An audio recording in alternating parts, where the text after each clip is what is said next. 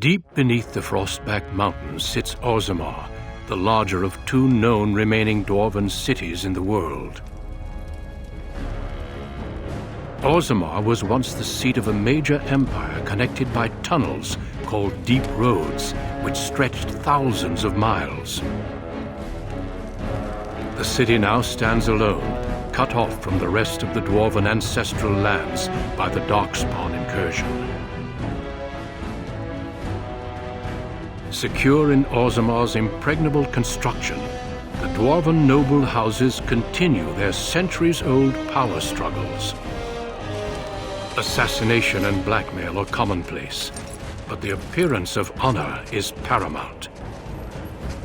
You are the second child of King Endron of House Aeducan, the 9th Aeducan ruler elected by the Noble Assembly. You grew up in a world rife with political intrigue, and have struggled against brothers and cousins for honor and prestige. Today, a feast celebrates your first military commission, the opening move towards real power in the ever-changing game of dwarven politics. Greetings, my lady. You are dressed and ready. Excellent. I couldn't find the armor's matching dagger, but I scrounged up a rather fancy longsword. Do you wish to wear your shield to the noble's feast?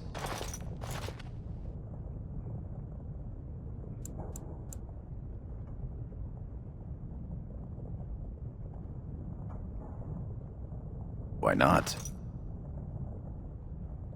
You mean stateswoman? I know how you'd get my vote. Don't you remember how this game goes? I get undressed, then one of your brothers or cousins appears and thrashes me. I'll take my chances somewhere outside the palace if you don't mind. Perhaps after the feast. Well, thoughts for later, I suppose. Moving on to the business at hand. The king expects you to make an appearance at the feast, but there's no rush. The noble family heads will spend hours boring your father with petitions and petty grievances.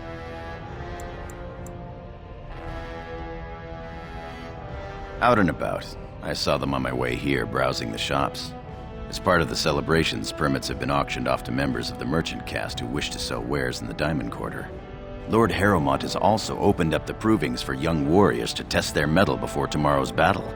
Rumor has it that Harrowmont hopes you'll be swept off your feet if a well-placed young nobleman wins the provings in your honor. I've got a well-built magical broom just for you. But that's for later. What shall we do now?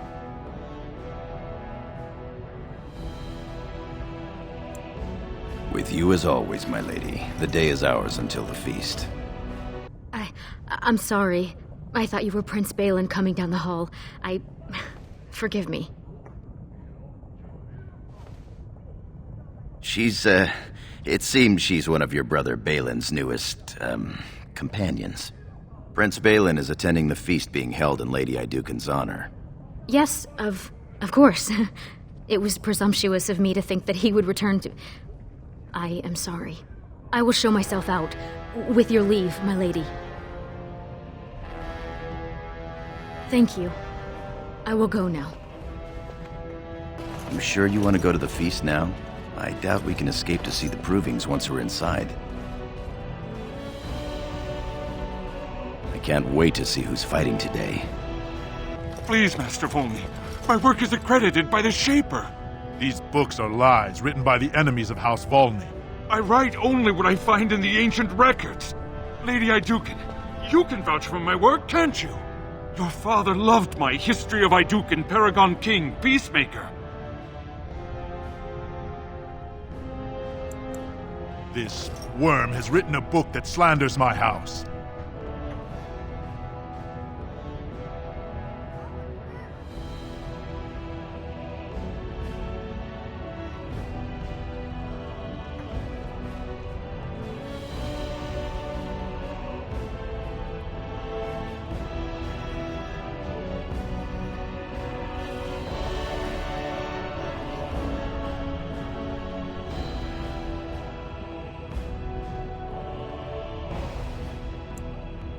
He deserves to die for what he has written of Paragon Volney.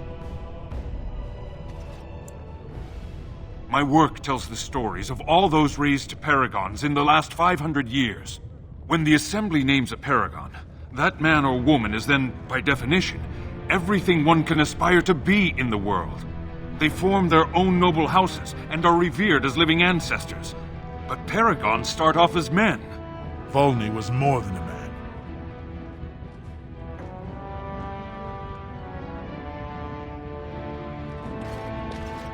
Volney became a paragon by the narrowest margin in history. One vote. A vote mired in rumors of intimidation, intrigue, and outright bribery. The records of that vote are kept in the Shaperate and are a matter of fact. Not liking history doesn't make it any less true. You're taking his side? What if he published a book like this about your paragon Iduken?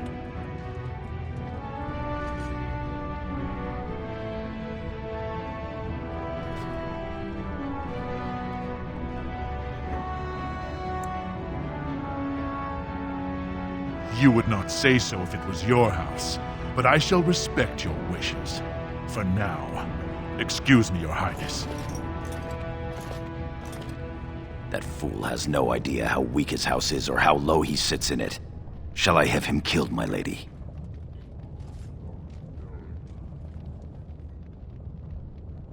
Well, historically, it has been prudent to eliminate a small threat before it becomes larger.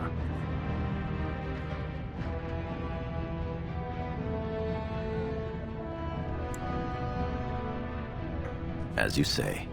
You've shown House Iduken a friend to research, history, and the glory of our people.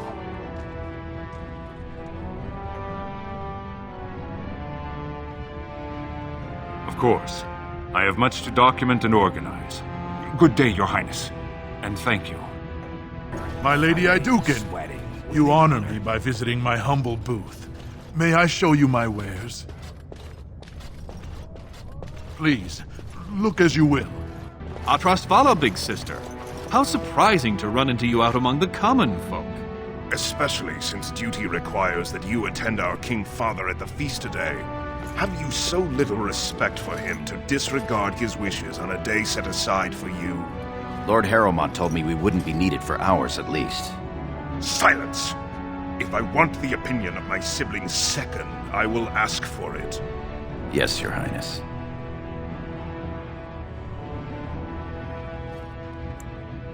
I speak to lower houses and castes as they should be spoken to. Now do as I say.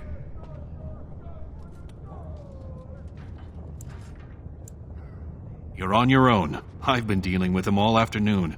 What exactly is that supposed to mean, little brother? Nothing, Trian. I've been having a great time.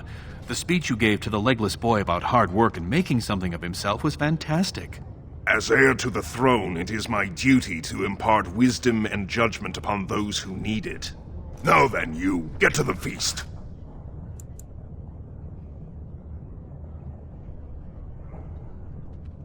I'd advise you to watch that tongue, dear sibling. Father will not live forever. Come, Balin. That was fun. Nothing like being talked down to by the next king.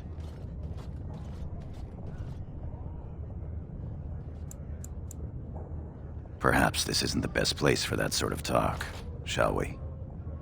My Lady Iduken, nothing here rivals your amazing Iduken armor, but if you wish something made... You know very well House Iduken has its own royal armorers. Of course. Forgive me. Your Highness's legendary prowess is matched only by your kindness. I buy only the finest iron ore, and personally oversee the armor's crafting by the most skillful of the smith caste. Of course, the honor was all mine. Greetings, my lady. May I say you look striking today. Is this your paramour? He wears both his vambraces, unmarried and eligible. I'm flattered, ladies, but I'm not a noble. I'm a knight of the warrior caste. Warrior caste isn't bad. Tally, we didn't pay gold for these permits to take warrior caste. I guess you're right. Sorry, sir.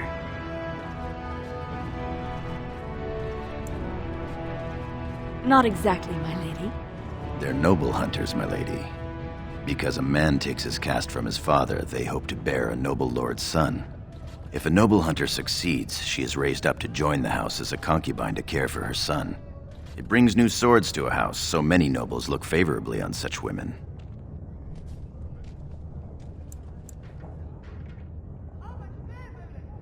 Well, men will be men. Even your brother Balin has had his dalliances. Perhaps you could tell him we're here? Telly, mind your manners. My lady is kind and generous beyond her duty. Greetings, my Lady Iduken. I am so honored to have you visit my booth. I have a proposition, but I dared not approach. Yet you dare now. Very well then, speak. Yes, just so. Here's the thing. What I mean to say is... Sorry. So nervous. I had a dagger made, for you, as a gift for your first command. I sent a messenger to deliver the dagger to you.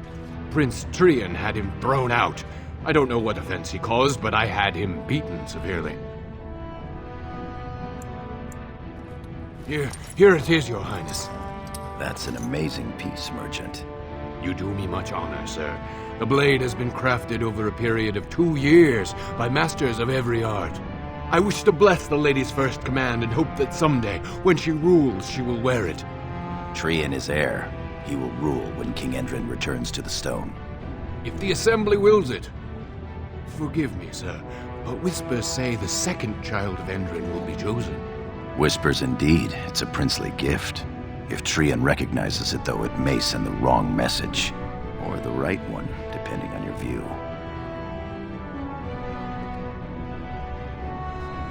Thank you. You bring uncountable honor to me. What he means is that you'll bring uncountable gold to him if you wear that piece in public. Oh, Lady Iduken! Here, in my booth! I am so...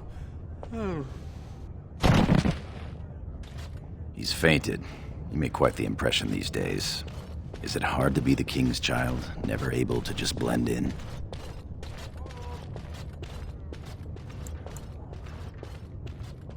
As are we all. Shall we move along? My lady, are you heading to the proving arena?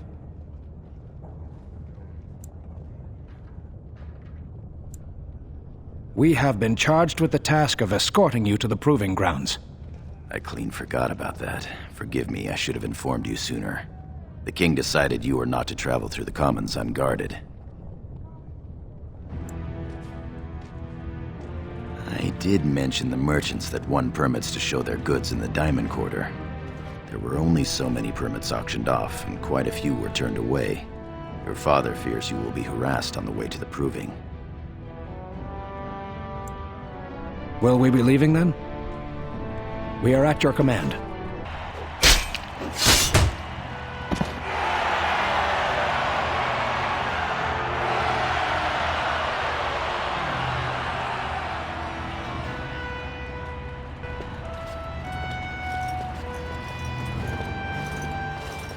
Your Highness, it is an honor to have you here. Have you come to watch these brave warriors do battle in your honor? Your presence encourages the fighters to greater feats.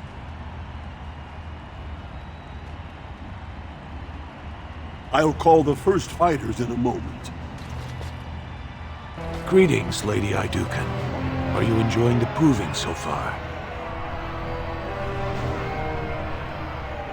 Your presence will inspire these fighters to even greater effort. This is the lead trainer of the provings, my lady. He teaches nobles from lower houses without their own trainers, and the best young men from the warrior caste. No. My father thought it was a waste to study dual-style combat, as I was pledged to be your second. However, Sigorum has helped teach many classes on small-scale tactics, especially shield work. Did the two of you hear about the scandal here last week? We've been preparing for tomorrow's battle, and have had little time for gossip. The Grey Wardens are in Orzammar searching for recruits, so the warrior caste arranged a proving. The goal was for the Grey Wardens to recruit the winner, bringing him honor and a chance for glory.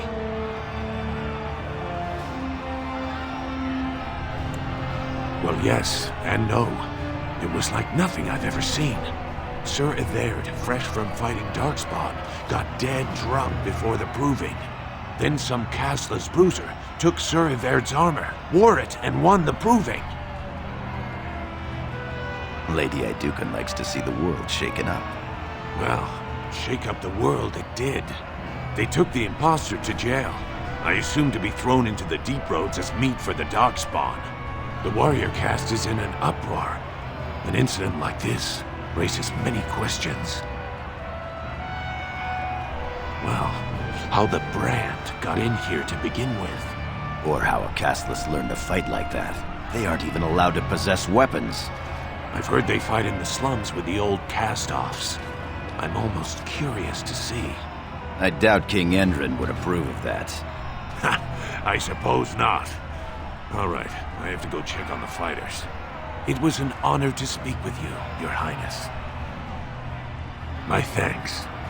Sigorum, I'll see you later. Good luck tomorrow, the both of you.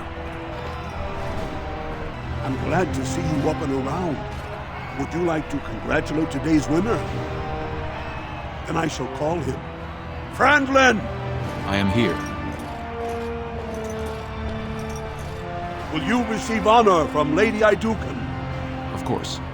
I am honored by your presence.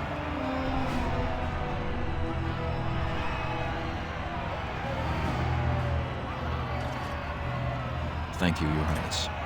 It was a night of honor and glory that will be spoken of for years to come. Be well, all of you. My lady? We will take a break when we are done here. For now, we are here to serve. Your wish is our command. Many thanks for your willingness to hear me out, my lady. I wish to speak to you of a matter most urgent. There is a vote coming before the Assembly next week, and a word from you could go a long way towards helping our cause. The vote concerns the status of the so-called surface caste. Lost to the stone, air-touched, and so forth. Centuries ago, narrow-minded men declared that any dwarf who left to live on the surface forfeited his caste, and his house if noble. That he was, in essence, no longer a dwarf. I seek only to remedy an injustice, to retie the bonds of anyone who can trace himself to one of the noble houses wherever he may live. Please, agree to speak for this noble cause. Those on the surface are our lifeline. They facilitate trade with the surface. They're honorable and, well, let's be honest. I don't care a whit for those who have wandered from the stone. My wife, however, is a gem of a different color. She has a cousin, a useless sort, but she's quite fond of him. He joined a speculative venture to the surface, hoping to make his fortune, and went bust. Now he wishes to come home, but he cannot, for he has no house and would be casteless. For my wife's sake, I take up his cause. Will you lend me your voice? When your father presents you to the noble houses, I will ask for your opinion on the matter. You have merely to say that you feel our surface brothers should be returned their noble rights. What could be more simple? Greetings, my Lady Iduken. It is an honor to meet you at last. Not as such, but your father never misses a chance to boast of your skill and bravery. He says you may be the quickest fighter in all of House Iduken. Your humility aside, I have no doubt you will be a fighter of great renown. We need more Grey Wardens like you, and quickly. Even as the Darkspawn weaken here in Ozamor, they are stirring on the surface. A blight has begun. Soon the fight must go beyond the deep roads, lest the Darkspawn threaten all the world. You know of our dedication to destroying the Darkspawn, our frontline presence during a blight. What else would you know? Over the centuries, many dwarves have made names for themselves in our order. These days, however, there are fewer dwarves and thus even fewer dwarven Grey Wardens. The pity, since Dwarven warriors have the most experience fighting Darkspawn. Being a Grey Warden means abandoning all ties to your old life. It means dedicating yourself to destroying the Darkspawn. Then it is a good thing that you have other paths before you. Some are not so lucky. I wish you luck in the deep roads tomorrow. Show the Darkspawn the might of your people. Your mother would melt the stone if she knew what you just did. Lord Dace is playing you false. Go ahead, be his puppet. Your first command will be marked by every major house turning their back on you. If you are to play in the games of the Assembly, make sure you know the motivations of the players. Last spring, a guild from the Merchant caste invested heavily in an expedition with a guild from the surface. Lord Dace backed the Merchant Guild, pouring a great deal of money into the venture. The expedition was a disaster.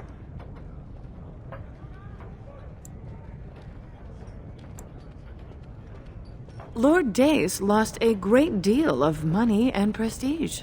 The Surface Guild has no way to repay the investment, but it does have several leading members who are descended from noble houses. House Helmi, Bimo, Iduken. You begin to see the whole picture.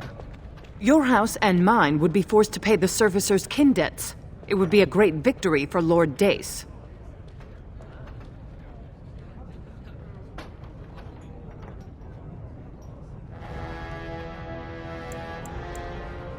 The Surface caste gave up their noble ties willingly, generations ago. Will you humiliate your house and your father for them?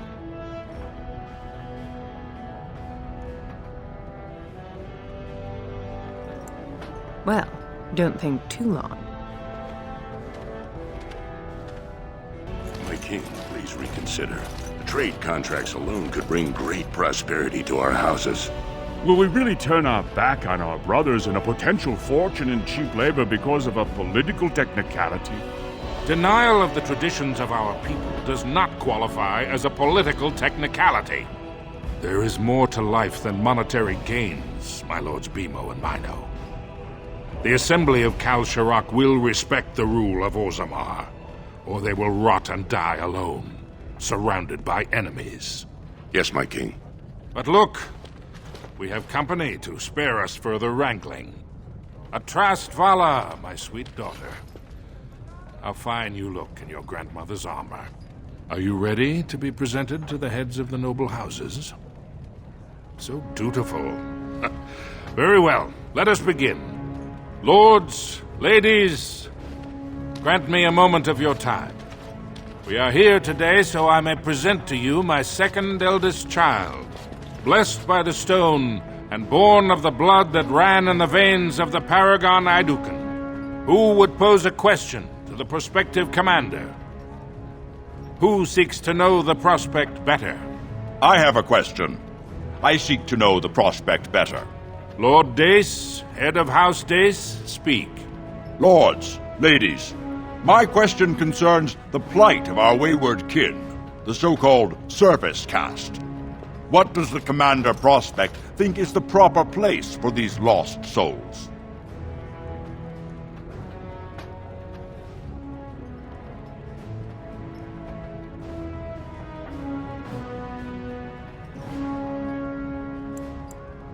Thank you, my lady. I am satisfied. Then if there are no other challenges, I give you Orzammar's next commander. Tomorrow, our newest commander will lead part of a mission to strike a great blow to the Darkspawn. Not only does this recover access to some of our most important mines, but it also allows our honored guest Duncan, head of Ferelden's Grey Wardens, to strike far into the deep roads. Thank you, King Endrin. While the Darkspawn seem to withdraw, it is only because they are massing on the surface. This could mean a blight, and my men and I will discover the truth. We are honored to have you with us, my friend. Now, feast, drink, and celebrate, for the morning brings battle! As for you, my new commander, find your brother Trian and send him to me. He may be watching the Provings, or getting some rest in his rooms. Walk well, Commander.